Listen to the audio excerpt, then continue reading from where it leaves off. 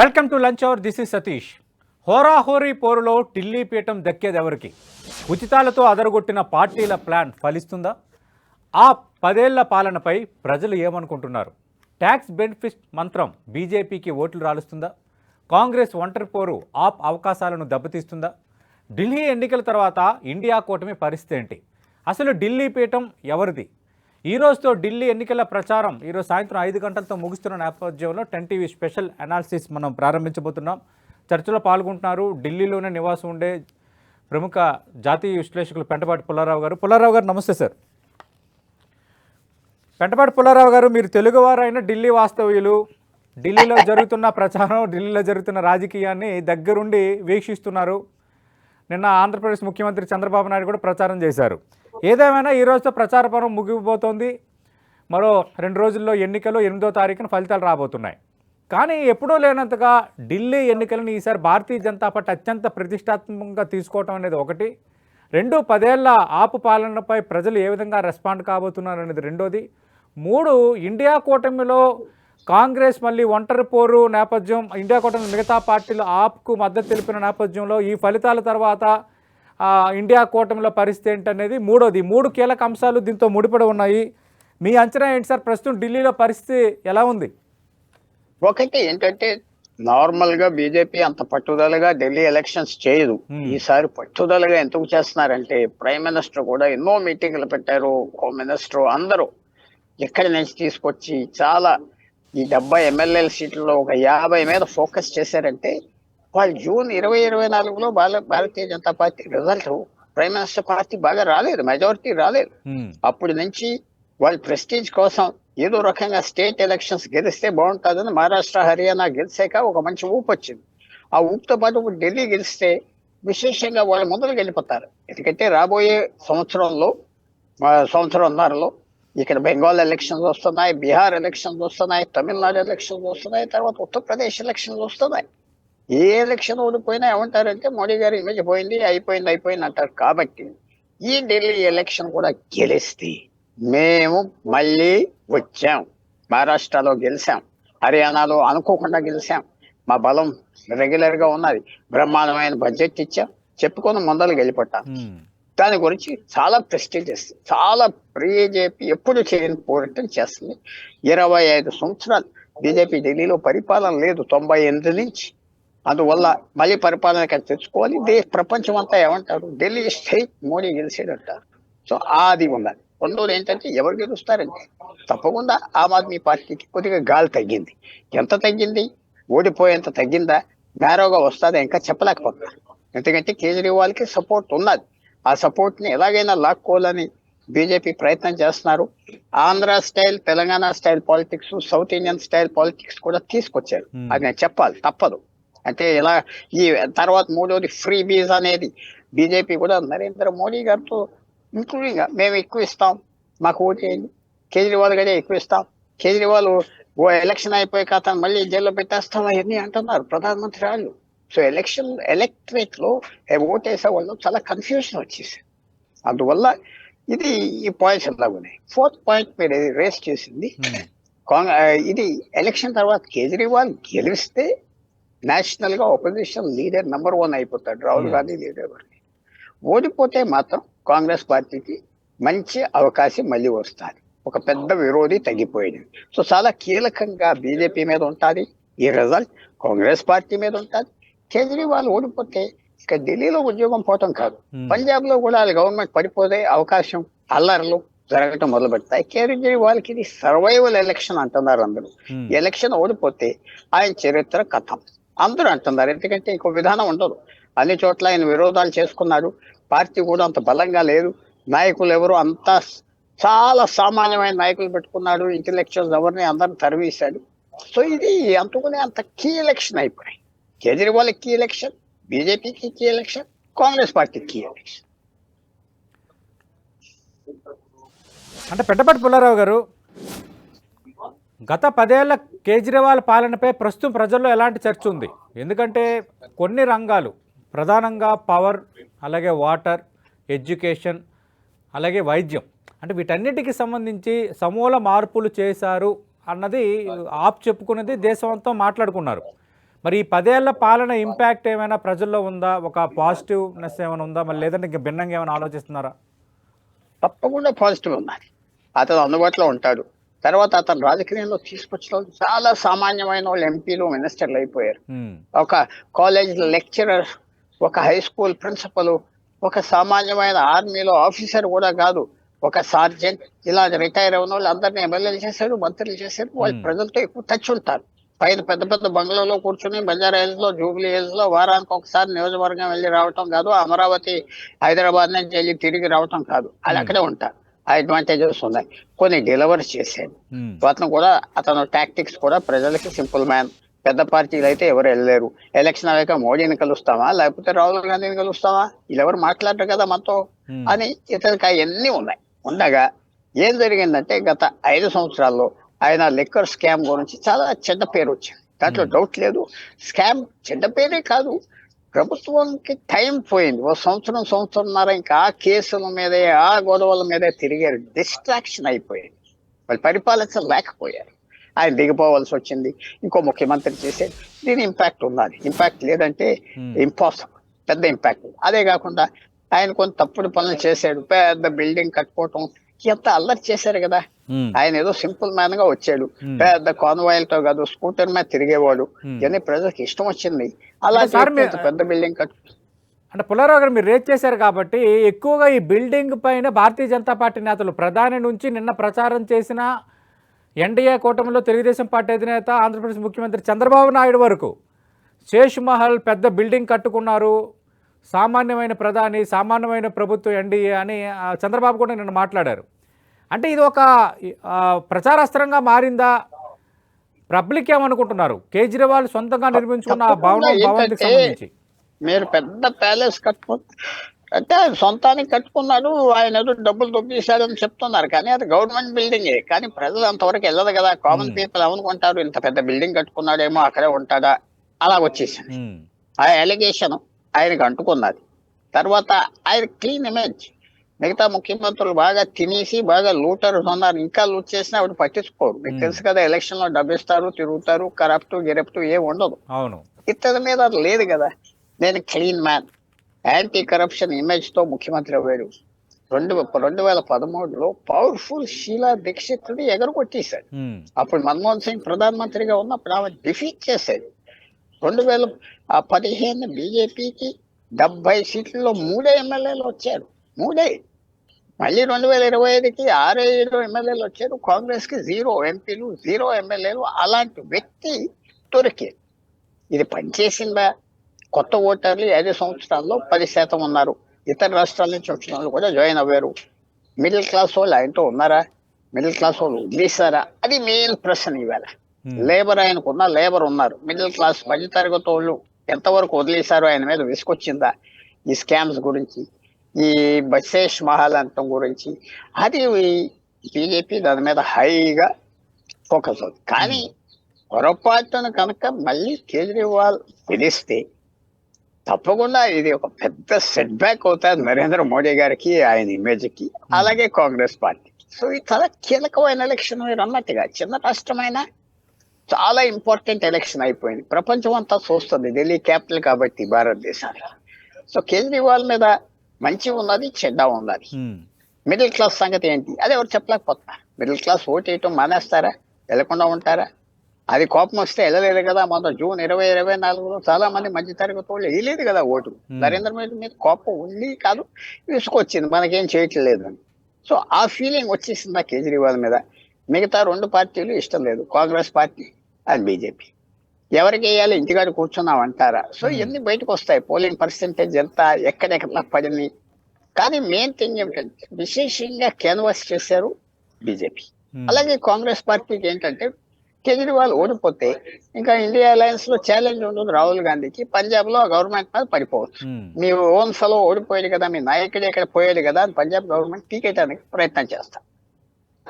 అంటే కేజ్రీవాల్ ఓడిపోవాలని కాంగ్రెస్ కూడా బలంగా కోరుకుంటుందా? బాగా ఇక్కడ మాత్రం కాంగ్రెస్ పార్టీ బీజేపీకి ఇద్దరికి ఒకే ఒబ్జెక్టివ్, కేజ్రీవాల్ తీసేయాలి. ఉమ్, ఇంక ఈ రాష్ట్రం మన ఇద్దరి మధ్యన, మీరు గెలిస్తే గెలుస్తారు, మేము గెలిస్తే గెలుస్తాం, వాళ్ళని తీసేయాలి. ఉమ్, ఇద్దరికి నంబర్ 1 ఎనిమి కాంగ్రెస్ పార్టీకి ఉమ్, బీజేపీకి. అలాగే పంజాబ్ లో కూడా అతను క్యాప్చర్ చేశాడు అంటే కదా మీరు పవర్. అన్నట్టుగా అటు నుంచి కాంగ్రెస్ ఇటు పార్టీ చూస్తే ఢిల్లీలో బీజేపీ గెలవాలని కాంగ్రెస్ కోరుకుంటున్నట్టుగా భావించాలి, అంతే కదా సార్? 100%, 1000% అంటాను ఇంకా చెప్పాలంటే. ఉమ్, కాంగ్రెస్ పార్టీకి ఆ ముస్లిం సీట్లలో ఎక్కువ క్యాన్వాస్ చేస్తుంది. లాస్ట్ టైం ఎవరు వేసారో కేజ్రీవాల్కి అది మేము గెలిస్తే మంచిది అని వాళ్ళు ఎక్కువ క్యాన్వాస్ చేస్తున్నారు, ఎక్కువ తిడుతున్నారు. అది కాకుండా జూన్ లో వీళ్ళిద్దరూ కలిసి క్యాన్వాస్ చేశారు, కాంగ్రెస్ అండ్ ఆమ్ ఆద్మీ, కేజ్రీవాల్ ఢిల్లీలో అన్ని చోట్ల వాళ్ళు మళ్ళీ ఇప్పుడు 6 నెలలు విరోధం అయిపోయారంటే ఎంత మార్పు వచ్చింది చూడండి. ఎందుకంటే కాంగ్రెస్ పార్టీకి తెలుసు కేజ్రీవాల్ ఉన్నంత కాలం ఢిల్లీలో వాళ్ళకి ఏమీ రారు, అక్కడ పంజాబ్ లో కూడా రాలేరు. అదే కాకుండా దేశవ్యాప్తంగా కేజ్రీవాల్ ఒక ఫిగర్ గా తయారైపోయింది. ఇప్పుడు చూడండి, అఖిలేష్ యాదవ్, మమతా బెనర్జీ, శరద్ పవార్, ఉద్ధవ్ ఠాకరే ఆపోజిషన్ లో అందరూ అతన్నే సపోర్ట్ చేస్తారే, అవును. కాంగ్రెస్ ని చేయట్లేదే. సో అతను సీరియస్ లీడర్ అయిపోతాడు ఉమ్. గెలిస్తే. అది చాలా, ఇది పెద్ద కీలకమైన ఎలక్షన్ అయిపోయింది. అలాంటి ఎలక్షన్ లో కేజ్రీవాల్ నాకు వరకు కొంచెం వీక్ గా కనపడుతున్నాడు. ఓకే. గెలుస్తాడా ఓడిపోతాడా అని నేను చెప్పలేను, కానీ వీక్ గా కనపడుతుంది.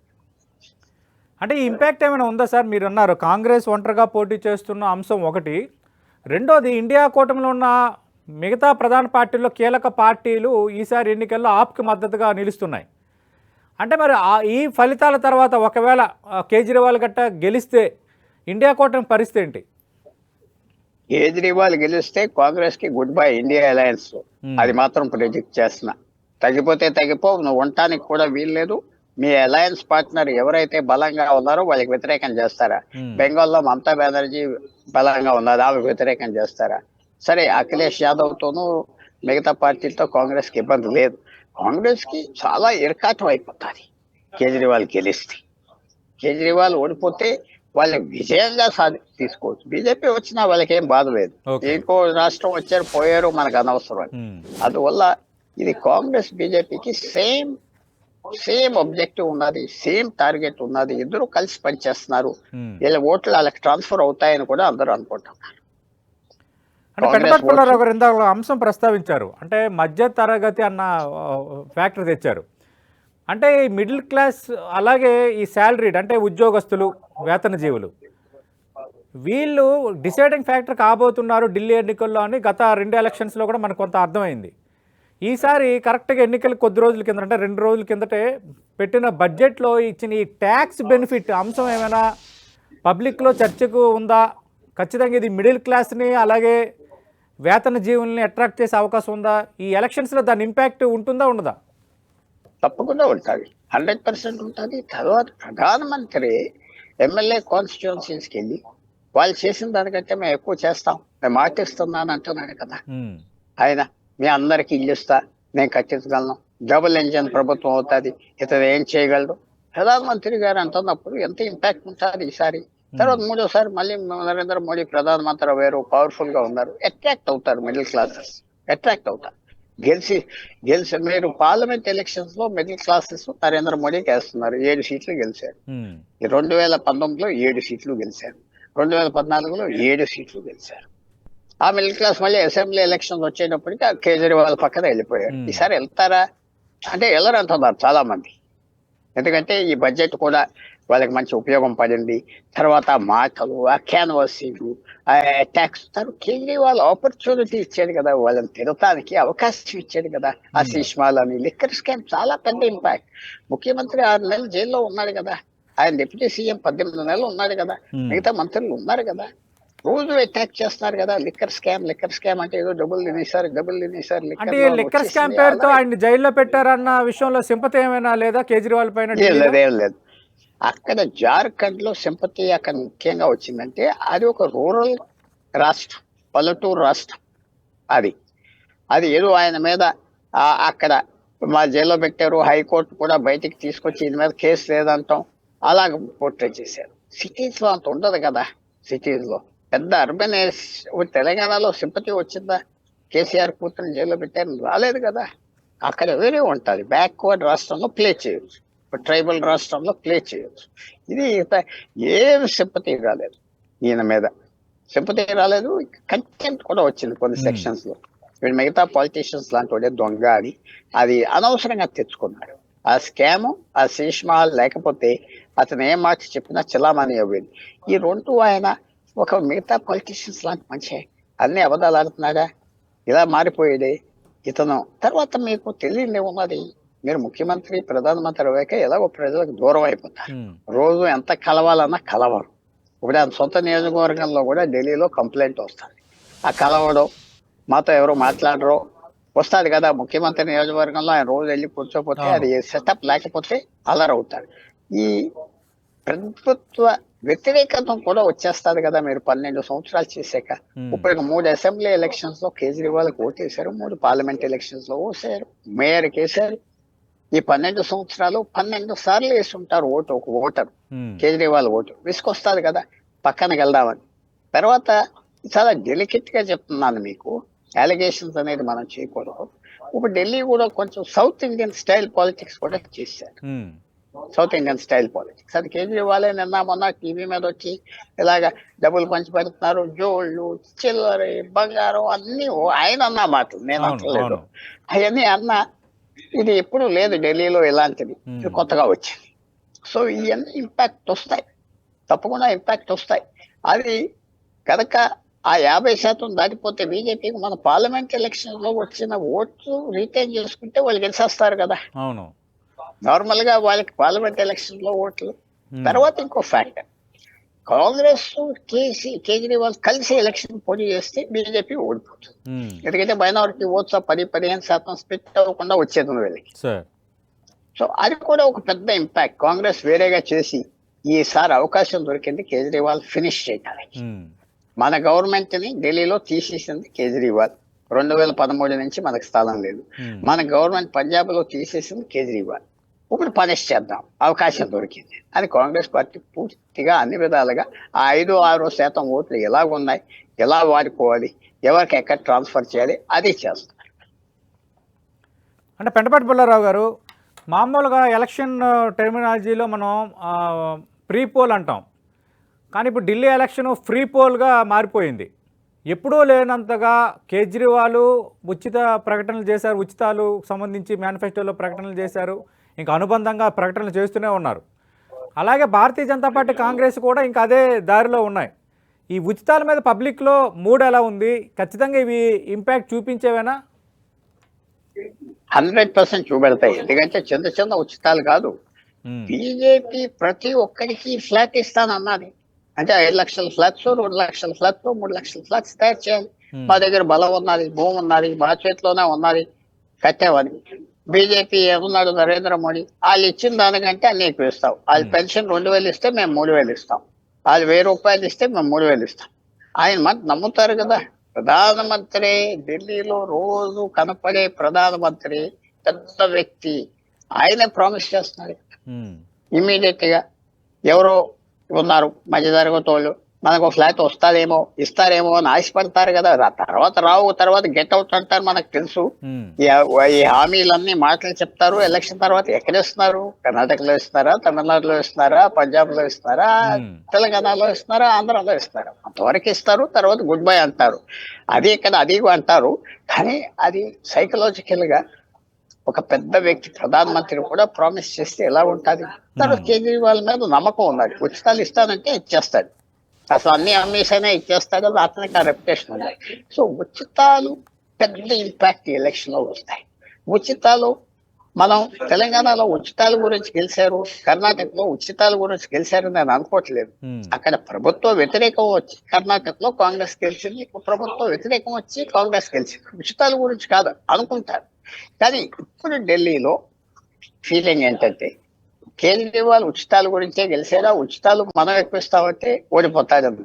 కానీ అది కూడా కాదు, కేజ్రీవాల్ పరిపాలన సరిగ్గా చేయలేదు, కరప్షన్ చేశాడు, మామూలు పొలిటీషియన్ లాగా ఉన్నాడు అని ఆ పెద్ద ఇంపాక్ట్ ఉన్నారు. దాని గురించి ఓడిపోతాడు. అదే కొద్దిగా ప్రజల్లో కూడా సపోర్ట్ తగినట్టుగా కూడా కనపరిచింది. ఎక్కువ కనపడతాం, ఫెమిలియర్ అయిపోయాడు. అస్తమానైతేనైనా మార్పు చేద్దాం, యంగర్ ఓటర్ కూడా కొద్దిగా తేడా కనపడుతుంది, బీజేపీ చేద్దాం, ఒకసారి మన దగ్గరికి వచ్చి అడిగారు. సో ప్రజల్లో వ్యతిరేకత ఆటోమేటిక్ గా వచ్చేస్తుంది కదా మీకు 3 ఎలక్షన్స్ అవ్వాక. సో ఆ వ్యతిరేకత కూడా వచ్చింది. మీరు అడిగిన క్వశ్చన్ ఉచితాలు ఎప్పుడైతే నరేంద్ర మోడీ గారు నోరు నుంచి వస్తున్నాయో చాలా వెయిట్ వచ్చింది. తప్పకుండా ఇంపాక్ట్, పెద్ద ఇంపాక్ట్ కూడా ఉంటాయని నేను ఊహిస్తాను. ఓకే. మాకు ఒక్క ఛాన్స్ ఇవ్వండి, 25 సంవత్సరాలు మాకు ఛాన్స్ ఇవ్వలేదు, ఒక్కసారి ఇవ్వచ్చు కదా అని బ్రతిమాలుతున్నారు. ఒక్కసారి ఇవ్వండి. 6 ఎలక్షన్ కాంగ్రెస్ కి ఇచ్చారు, వీళ్ళకి ఇచ్చారు, మాకు ఇస్తే మీకు అన్ని చేస్తాం. అసలు కూడా ఆ మాట కూడా కొద్దిగా ఇంపాక్ట్ వచ్చేసారు. తెలియదు, ఇంపాక్ట్ వచ్చింది.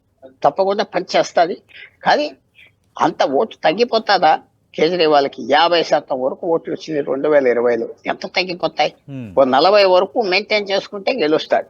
కానీ అంతవరకు మెయింటైన్ చేయగలరా? అది ప్రశ్న.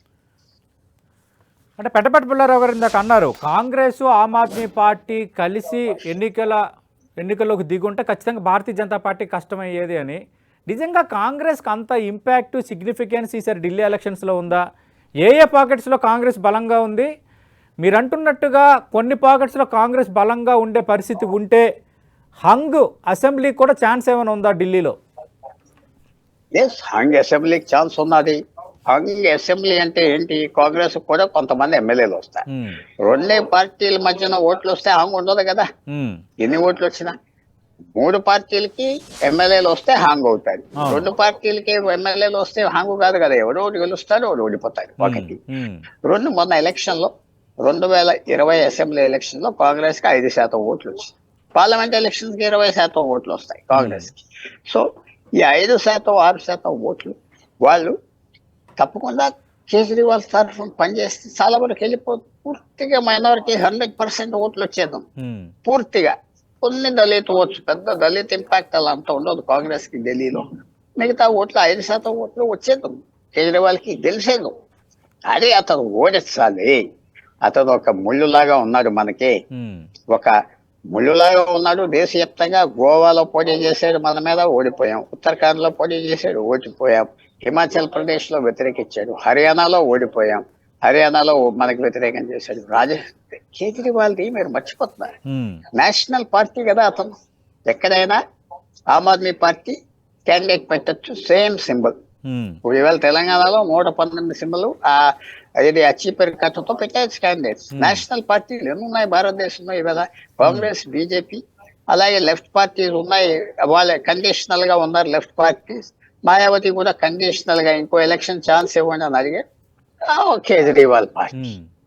సో కేజ్రీవాల్ పార్టీ ఎక్కడైనా క్యాండిడేట్స్ పెట్టేది. పంజాబ్ లో ఎలా గెలిచారు చూడండి, 80 చిల్లర ఎమ్మెల్యేలు వచ్చారు 117కి. కాంగ్రెస్ అమరీందర్ సింగ్ పోయాక దళిత్ సీఎం పెట్టి ఏమో వచ్చేస్తారు. రాహుల్ గాంధీ తిరిగితే అవమానంగా తరిమేశాడు కదా, అవమానంగా తరిమేశాడు కదా. వాళ్ళకి అర్థంలో ఉన్నాడు కాబట్టి ఇది తప్పకుండా కక్ష తీసుకోవటానికి కాంగ్రెస్ పార్టీ పనిచేస్తుంది. కేజ్రీవాల్ ఒక ముళ్ళు, ఒక డేంజరస్ ఫెలో, తీసేయాలి. అన్ని విధాలుగా దేశంలో ఎక్కడైనా క్యాండిడేట్స్ పెడుతున్నాడు, మన ఓట్లను తీసుకుపోతున్నాడు. ఫినిష్ చేయడానికి మాత్రం కాంగ్రెస్ పార్టీ. వాడు ఓడిపోతే కాంగ్రెస్ పార్టీకి పెద్ద రిలీఫ్ వస్తుంది. అంటే పెద్దపట్టి పుల్లారావు గారు, సుష్మా స్వరాజ్ తర్వాత ఢిల్లీలో భారతీయ జనతా పార్టీకి ఒక సిగ్నిఫికెంట్ ఫేస్ లేదన్నది మనకి కనిపించే పిక్చరు. ఇటు ముఖ్యమంత్రి అభ్యర్థిగా కేజ్రీవాల్ ఉన్నారు, అటు కాంగ్రెస్ నుంచి కూడా చెప్పుకోవడానికి ఎవరు లేరు. అంటే ఈ ఫ్యాక్టర్ ఏమైనా బలంగా ఉందా? మోడీయే అన్నీ తానే వ్యవహరిస్తున్న నేపథ్యం ఢిల్లీ ఎన్నికల్లో కనిపిస్తున్న పరిస్థితుల్లో. అటు ఒకటి తప్పకుండా పనిచేయదు. మోడీయే ఇక్కడ క్యాండిడేట్. బీజేపీ ఏమొచ్చిందంటే, BJP Congress party national headquarters ఢిల్లీలో ఉన్నాయి. వాళ్ళు ఎవరిని పెరగనెవరు. ఇక్కడ ప్రతి నాయకుడు ఎవరో సెంట్రల్ లీడర్ దగ్గర అందరికీ ఎక్సెస్ అయిపోతాడు. ఒకళ్ళు పెరగనవ్వలేరు. కాంగ్రెస్ పార్టీకి ఎవరు లేరు ఇక్కడ. అలాగే బీజేపీ కూడా ఒక్క నాయకుడు లేడు. ఒక్క నాయకుడు ఎమ్మెల్యే తప్ప, లెవెల్ తప్ప ఎవరు లేరు, పెరగనవ్వలేరు బీజేపీ. అలాగ ఆటోమేటిక్ గా ఏమవుతుందంటే హెడ్ క్వార్టర్స్ లో ఎవరిని పెరగనవరు. రోజు వెళ్ళి నేషనల్ లీడర్స్ ఇంటర్ఫియర్ అవుతారు. ఎవరన్నా పెరుగుతున్నారంటే వాళ్ళని పక్కన తొక్కేస్తారు. సో కాంగ్రెస్ పెంచుకోలేకపోయింది, బీజేపీ అసలు పెంచలేదు. అవకాశం ఉన్నా చక్కగా తయారు చేస్తే బాగుంది, చేయలేదు. నేచురల్ గా ఎవరైనా ఇక్కడ పెరుగుతున్నారంటే జెలసీతో పై లీడర్స్ తొక్కేస్తారు. సో బీజేపీకి అది పెద్ద డిసడ్వాంటేజ్ అయిపోదు. కానీ ఈసారి కేజ్రీవాల్ ఆయన దెబ్బ తీసుకున్నారు కదా, ఆయన దెబ్బ తీసుకున్నారు కదా. సో కేజ్రీవాల్ తీసేయాలి అని మూవ్మెంట్ వస్తే క్యాండిడేట్ అదర్ సైడ్ ఎవరున్నా ఎవరికి లెక్కలేదు. సో బీజేపీకి అది అడ్వాంటేజ్ అవుతుంది. Narendra Modi image, Kejriwal negative image. తప్పకుండా కాంగ్రెస్ పార్టీ బీజేపీకి షీలా దీక్షిత్ కూడా మీరు మర్చిపోవద్దు. రెండో ఎలక్షన్ 2003లో ఆమె గెలిచి వచ్చాక 15 రోజులు పట్టింది కాంగ్రెస్ ఆమెకి అప్రూవల్ ఇవ్వటానికి. ఎందుకంటే నువ్వు చాలా పైకి పెరిగావు, 15 రోజులు ఆగని అప్పుడు అప్రూవల్ ఇచ్చారు. 15 రోజుల తర్వాత అలాగే ఉన్నదంతే ముఖ్యమంత్రి. సో ఎందుకంటే సైజ్ తగ్గించాలి, ఎవరో పెరగకూడదు. అది బీజేపీ కూడా ఎక్స్పర్ట్ గా చేసింది. ఎవరు లేరు ఇక్కడికి అండి, ఒక్కడు లేడు, ఒక్క మనిషి లేడు. సో బట్ అడ్వాంటేజ్ మాత్రం కేజ్రీవాల్కి లేదు ఈసారి. ఆయన ఇమేజ్ దెబ్బతిన్నది, ఆయనే దెబ్బతిన్నాడు. సో అది పెద్ద ఫ్యాక్టర్ అవట్లేదు. నార్మల్ గా నా ముందు ఎవరు లేరని చెప్పే వ్యక్తి ఆయన ఎనిమి ఆయనే అవ్వాడు Kejriwal. Right, thank you Pentapati Pullarao గారు. చూద్దాం మరి ఈక్వేషన్స్ ఎలా ఉంటున్నాయో. మరో 4 గంటలు మాత్రమే ఢిల్లీ ఎన్నికల ప్రచారానికి సమయం ఉంది.